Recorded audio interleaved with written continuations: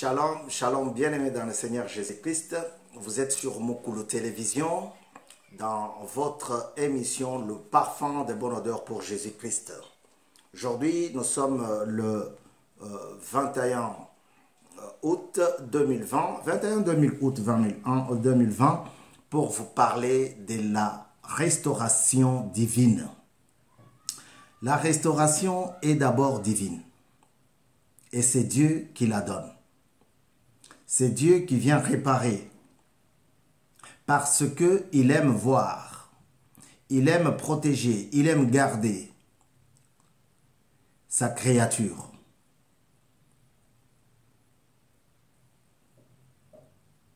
Aujourd'hui, nous parlons de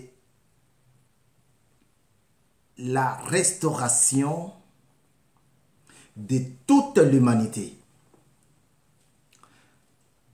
29e leçon, 29e exhortation pour la gloire du Seigneur, 29e enseignement, la restauration de toute l'humanité.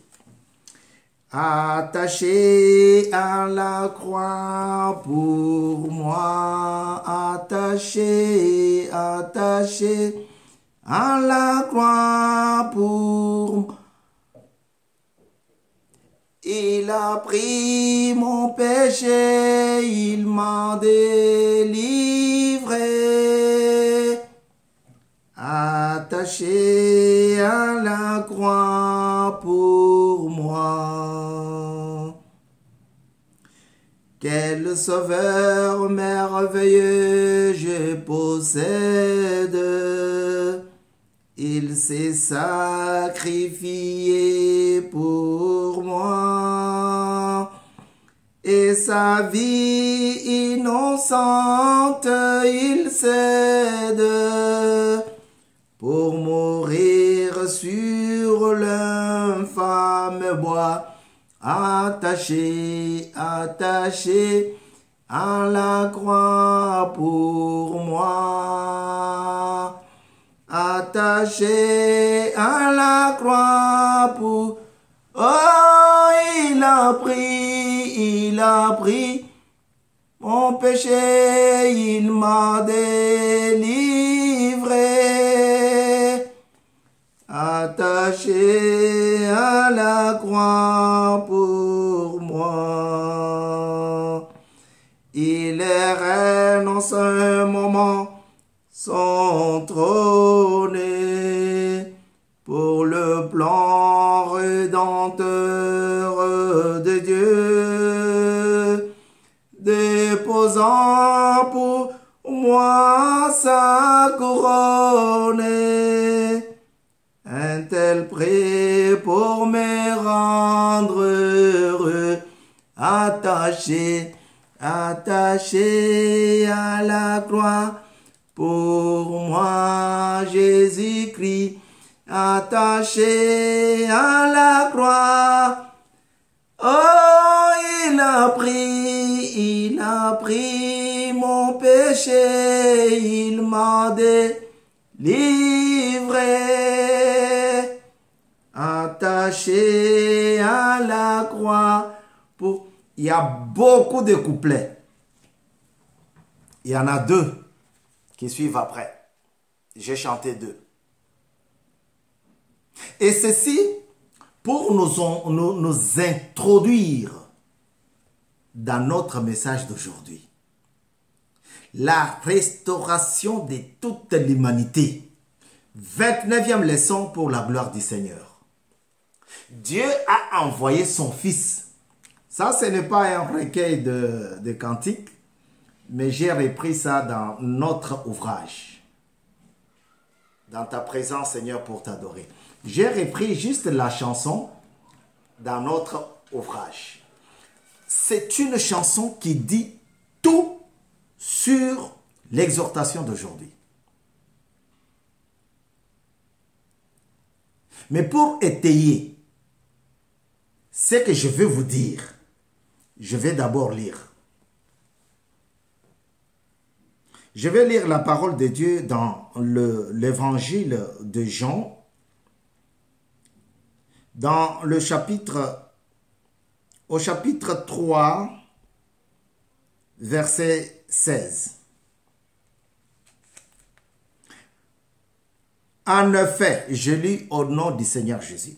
En effet, Dieu a tant aimé le monde qu'il a donné son Fils unique, afin que quiconque croit en lui ne périsse point, mais qu'il ait la vie éternelle. Parole du Seigneur. Alléluia. Ici, Christ est en train de répondre. Il vient de répondre. Il finit la discussion avec un avocat, un juriste, un homme de droit, Nicodème. Mais il a compris que,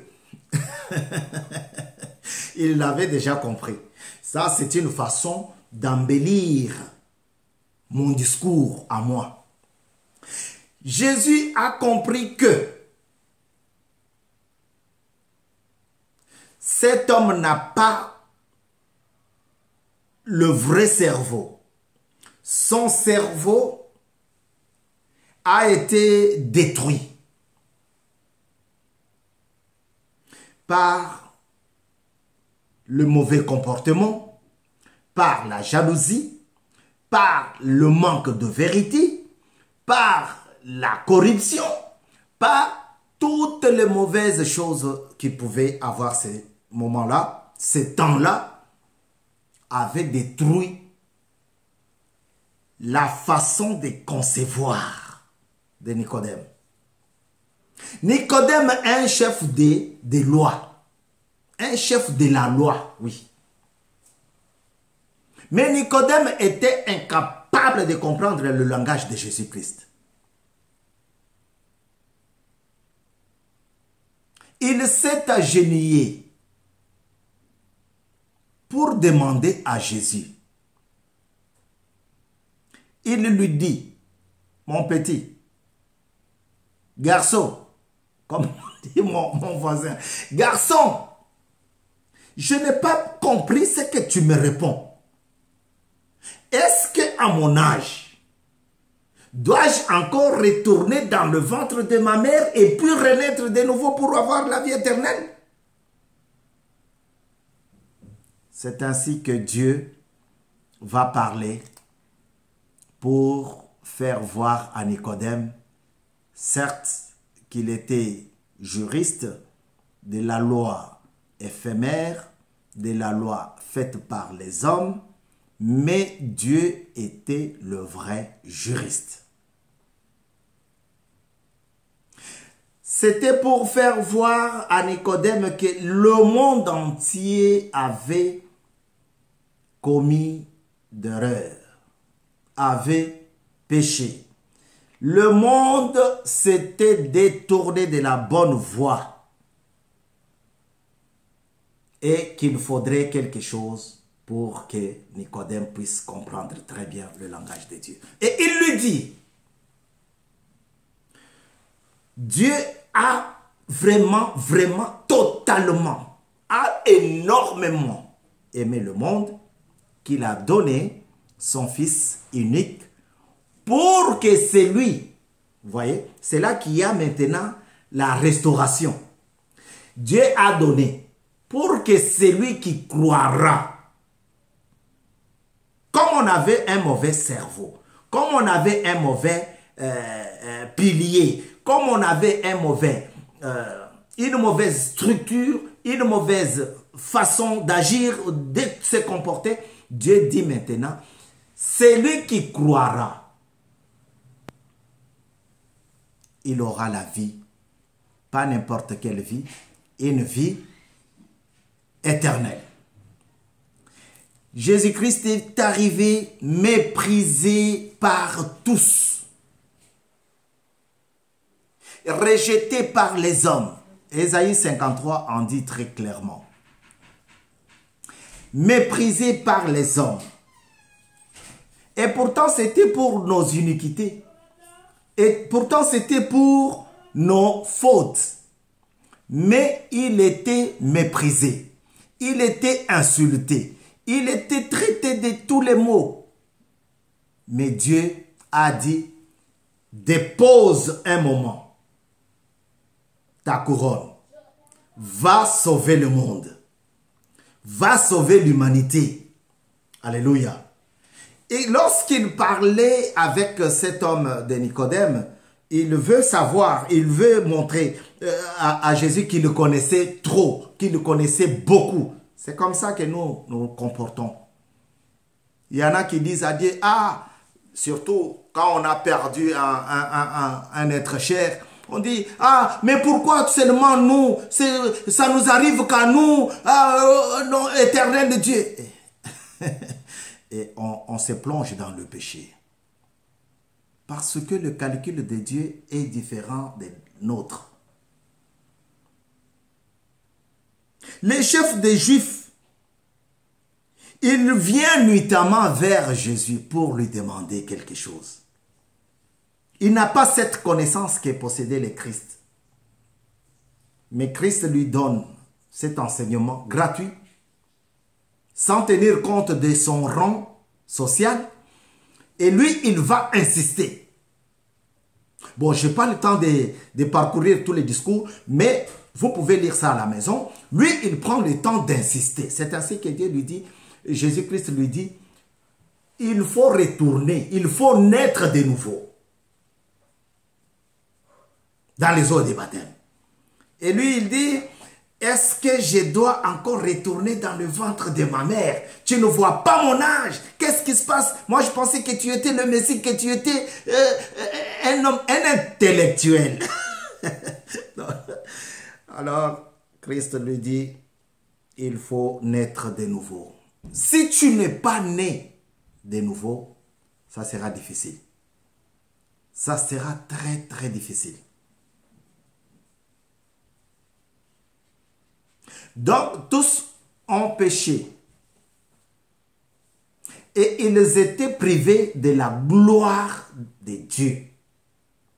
Mais il faudrait à un moment que Dieu puisse retourner vers son peuple, vers sa création, vers sa créature, comme il l'avait fait avec Adam et Ève.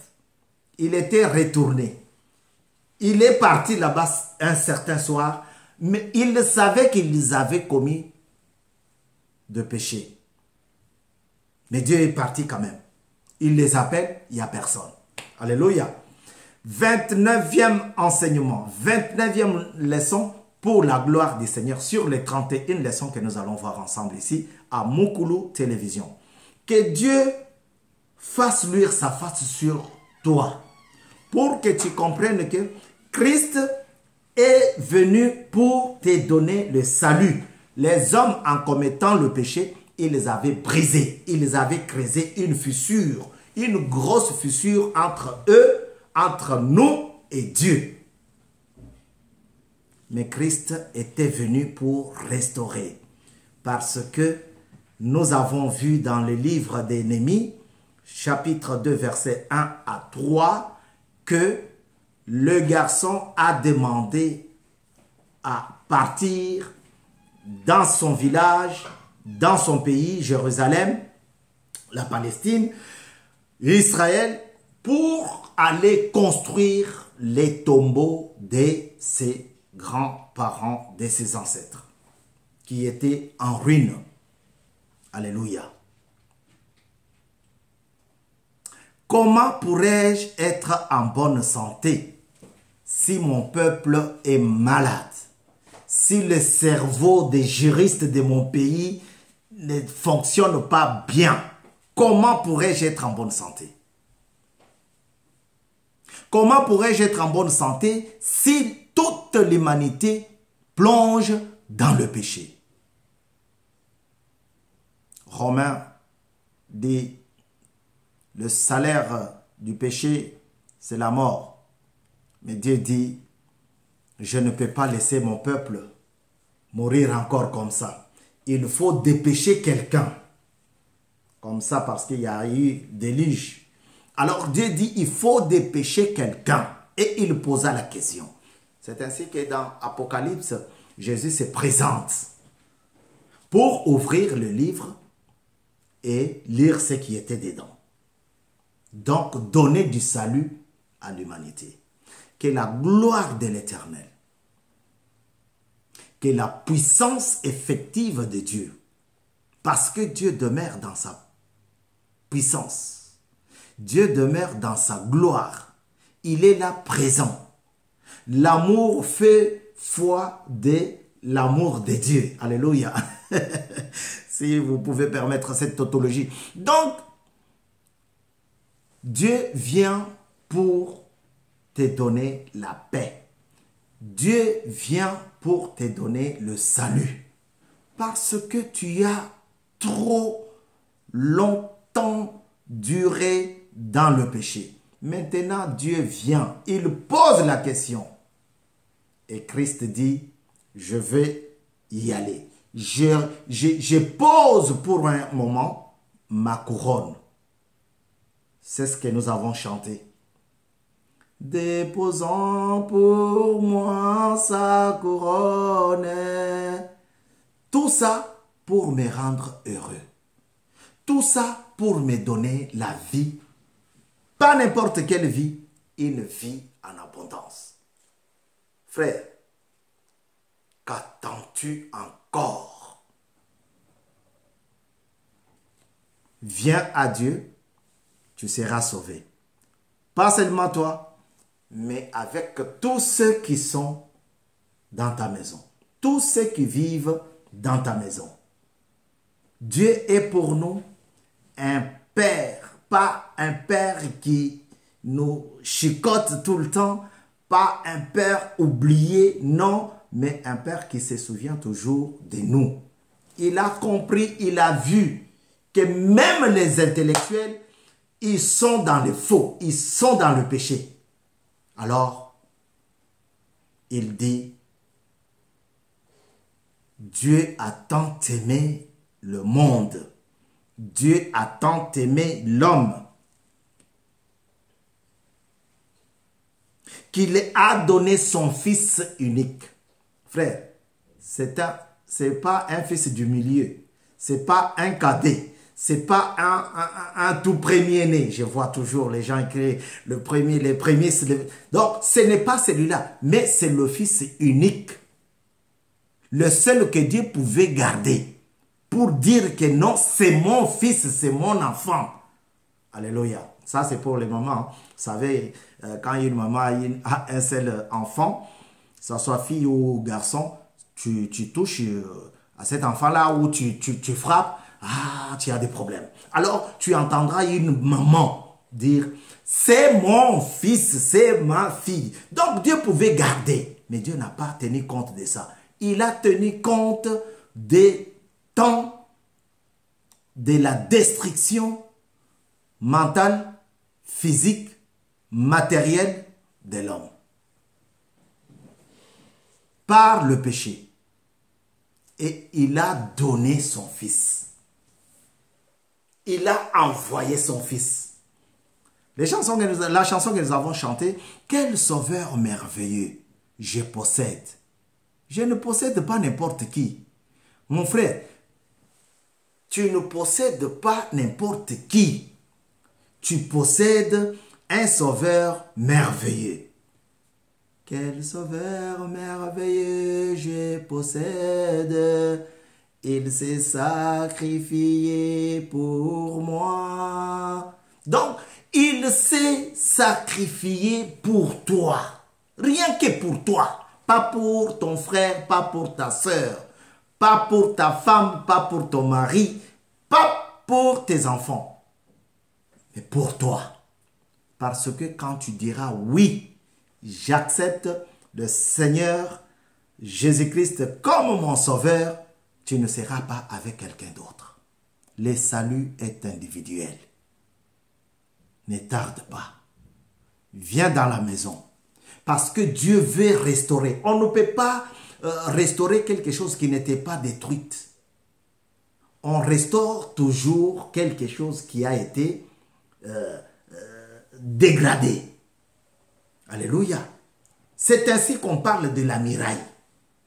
Avant, elles étaient bien, elles étaient bonnes, en bon état. Mais après quelques moments, la muraille a commencé à fondre. La muraille a commencé à se dégrader. La muraille voulait devenir de plus en plus mauvaise. Et la ruine devrait tout bouffer. Mais le garçon Néhémie a trouvé la faveur du roi, comme le monde avait trouvé celle du Dieu Tout-Puissant. Et ils avaient construit. Bien-aimé dans le Seigneur, je ne sais pas là où ta vie a été dégradée. Je ne sais pas là où ton foyer a été dégradé. Je ne sais pas là où ton travail a été bousillé. Je ne sais pas. Je ne sais pas.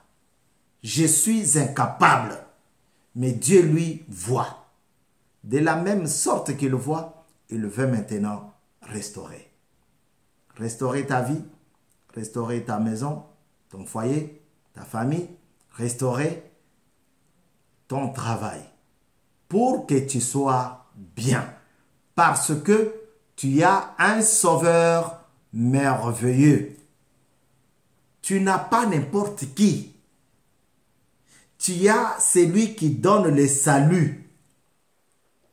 Tu n'as pas n'importe qui. Jean avait pleuré. Il cherchait quelqu'un pour justement prendre le livre et ouvrir. Et Dieu s'est manifesté. Si tu veux que Dieu se manifeste dans ta vie, prends le temps de revenir à lui. Prends le temps de maintenant que tu reçois ce message, prends le temps de revenir à Dieu. Parce qu'il t'aime et il veut te voir sauvé. Nous avons ainsi dit au nom de Jésus-Christ. Amen. Vous êtes sur Mukulu Télévision, c'est votre frère Bavon Kasongo Badia. Si vous avez une question, n'hésitez pas à la poser. Le livre, nous avons parlé, nous avons chanté un livre qui est dans le recueil de cantiques, c'est des cantiques protestants. Alors, je l'ai copié, je l'ai repris ici dans mon livre à moi qui peut vous servir de lecture, mais aussi de la compréhension de textes bibliques. Que le Dieu de grâce vous bénisse, vous qui en avez déjà lu. Merci et pour aujourd'hui, nous nous